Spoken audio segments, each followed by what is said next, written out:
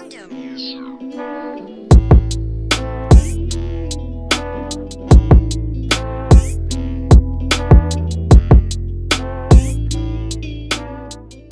So first thing you do is to go to the link given in the description, or simply go to the Play Store and download this browser, which is the Firefox browser, and after downloading just open it up.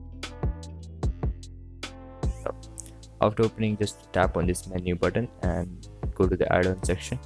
After that, select to browse all Firefox add-ons and then search for Tubebuddy here.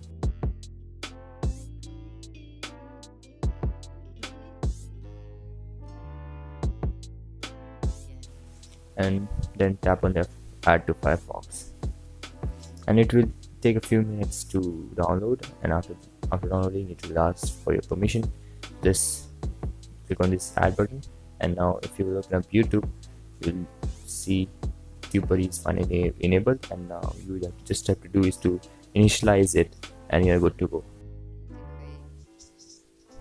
I hope you like this short and simple video. If you did, make sure to give this video a like and also stick to the channel for more videos like that, and I'll see you guys in the next video. Thanks for watching.